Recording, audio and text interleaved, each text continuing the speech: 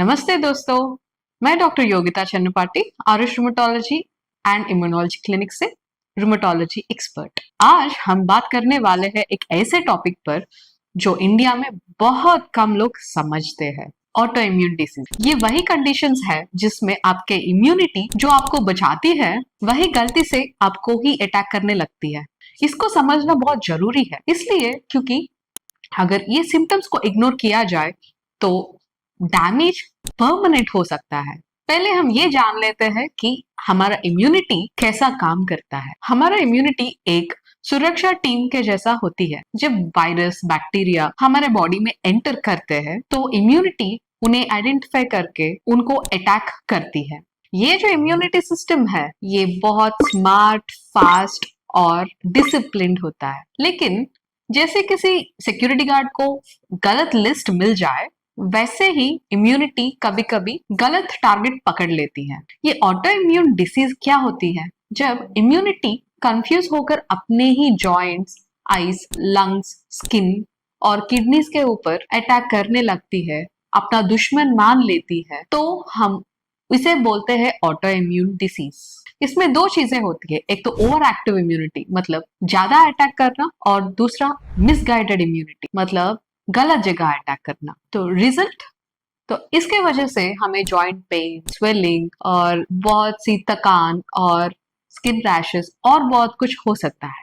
लोग अक्सर ये सोचते हैं कि ऑटो इम्यून मतलब जॉइंट पेन, लेकिन ये आधा सच है। बॉडी बहुत सारे हिडन वार्निंग साइंस देती है, जैसे कि एक्सट्रीम फैटिग, जैसे कि सोने के बाद भी उठते ही एनर्जी बिल्कुल जीरो, और अनएक्सप्लेन्ड फीवर मतलब बुखार बार बार हल्का सा आता जाता रहता है, साथ में ओरल अल्सर्स, ये जो जॉइंट पेन जो है सो तो है, साथ में स्किन रैशेस, और कभी कभार आंखों में खुजली होना या फिर ड्राइनेस महसूस होना। ये भी कभी कभार ये ऑटो इम्यून के वार्निंग साइंस ही तो होते हैं। और सिर्फ इतना ही नहीं, कभी कभार इन्फ्लेमेशन के वजह से नर्व्स को भी इफेक्ट कर सकती है, और बाकी सारे ऑर्गन्स जैसे कि लंग्स, लिवर, किडनीज, इनके ऊपर भी बुरा असर पड़ सकता है।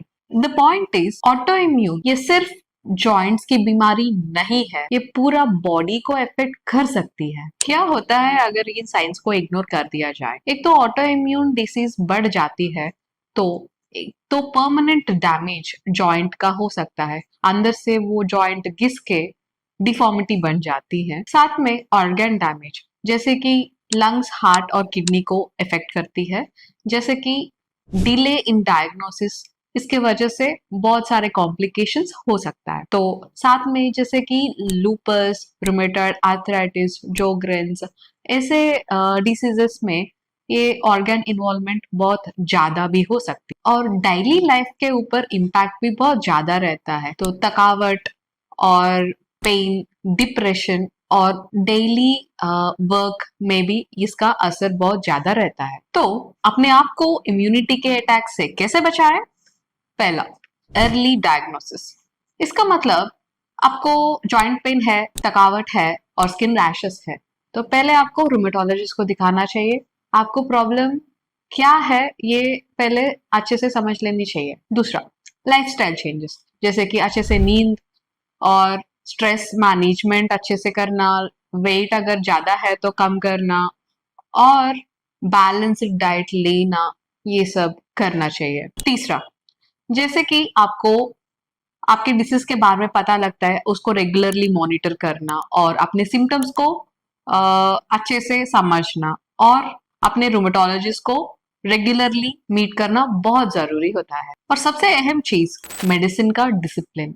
जैसे कि आप मेडिसिन लेते हो, जो भी हो, बायोलॉजिक हो या डीमार्ड हो, डिसीज मॉडिफाइंग मेडिकेशन हो या स्टेरॉइड हो, जो भी हो, बिना डॉक्टर के सलाह के उसको स्किप नहीं करना चाहिए। तो आपको बार बार जॉइंट पेन, थकान और स्किन रैशेस, हेयर फॉल या कोई भी अनएक्सप्लेन्ड सिम्टम हो, तो इसका मतलब आपका इम्यूनिटी आपके ऊपर अटैक कर रही है। ऑटो इम्यून डिसीजेस ट्रीटेबल है जब टाइम पे डायग्नोसिस और ट्रीटमेंट मिले। आपकी हेल्थ आपका फ्यूचर डिसाइड करती है। इम्यूनिटी को समझना, उसे कंट्रोल करना और प्रोटेक्ट करना, यही सबसे पहला स्टेप है। मैं हूँ डॉक्टर योगिता चन्नुपाटी, आपके जॉइंट्स और इम्यूनिटी के रक्षा के लिए। आपकी हेल्थ मेरी प्रायोरिटी है। ऐसे ही और यूजफुल वीडियोस के लिए लाइक, शेयर, सब्सक्राइब करना ना भूलें।